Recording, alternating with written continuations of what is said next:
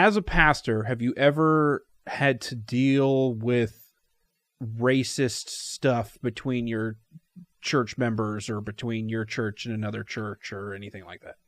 Yeah. Actually, Okay. I have. Okay, story time. Real story time. Right. Here we go. Okay, so yeah, I mean, like, you have certain issues that come up. Like, I've been asked before by church members, hey, is it okay for a white person to be dating a black person or to marry them? According to who? According to the Bible? Yeah, they're wanting to know, like, according to Bible, according to God, is this okay? Wow. And so, yeah, and my and answer what'd you is, tell them? My answer is, of course it's okay. Of course it's okay. You like in the past 10 years or 20 years, you've been asked that question? Yes. Wow. Yep, sure have. How does that even happen?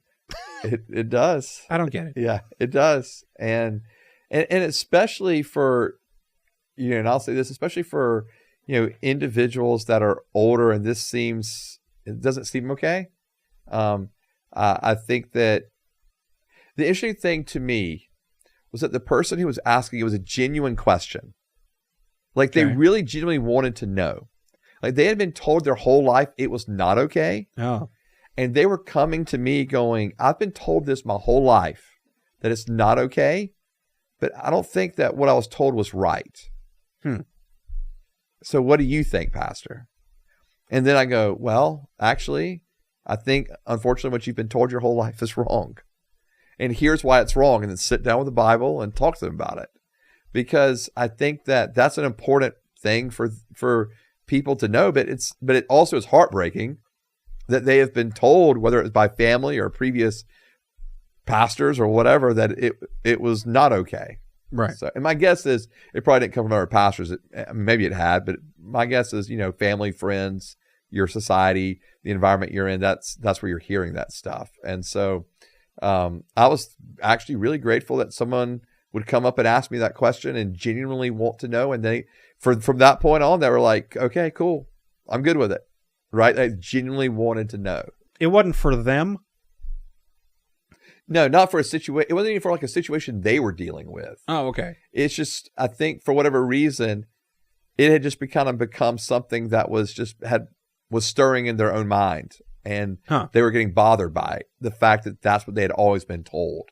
And now and maybe it was because they were I don't know if they were around more people now that, were, mixed couples. I don't know their particular situation. Anything else? Yeah. Well, I mean, and we mentioned it just a second ago, but obviously when everything happened in the summer of 2020, yeah, it led to a whole lot of conversations from people. And in a lot of different ways. I mean, I sat down with individuals. I sat down with black pastors and to talk with them about how they felt about it all. Really? Yeah. And I mean, genuinely, like sometimes the conversations were heated. Sometimes they were like, and I don't mean like they were like I say heated, that's not the right word. They were like yelling or mad at me, just bothered by sometimes the lack of response, or the lack of empathy, that they were feeling from other white churches. Oh. But then also acknowledging at times some of their own, like acknowledging the own issues that were going on in the church. So anyway, it was an interesting time of having these conversations. What would you like? What would you have to say during that? What would I? Yeah. Well, I can remember sitting in our church one time talking with a pastor, and this was, this is in the height of COVID as well. Yeah. So like, you're still being told to keep 6 feet apart and all this stuff. And we're meeting in the same room. And I mean, we had set up tables like across the room from each other because like we were afraid of COVID, but we wanted to have this conversation face to face. Yeah. Not over the phone. And it was such a mask to mask. Yeah. Yeah. I mean, really. And it was just it was, I mean, they were genuinely like heartbroken, upset over some things. And so for me, it was like, that you did, or no, going on in the world? Yeah, going on in the world. You're being vague to not talk about specific things, and it's making me wonder a bunch of stuff. I'm sorry. Yeah. So, like, for example, they were bothered by black pastors bothered by why isn't the church saying things? Like, why aren't white pastors condemning what's going on? Okay. Condemning what's going on what? With the killing of George Floyd, with the like all of the I mean, even going back to Trayvon Martin. So they wanted to talk to you and say, hey, you're not bringing this stuff up enough. Yeah. At your white church. Right. Okay. Or just as a talking point to me as like the broader white church, we're not hearing it. And then for me, it was an opportunity to go, well, actually, here are some pastors that have been talking about it and that are talking about it. Why did they care if you talked about it? Because they felt like white pastors needed to. For what? To come alongside them as black individuals, as black pastors, to say we're united on this front that racism is not okay. Okay. Yeah. And so which I was fully willing and able to do, like with them.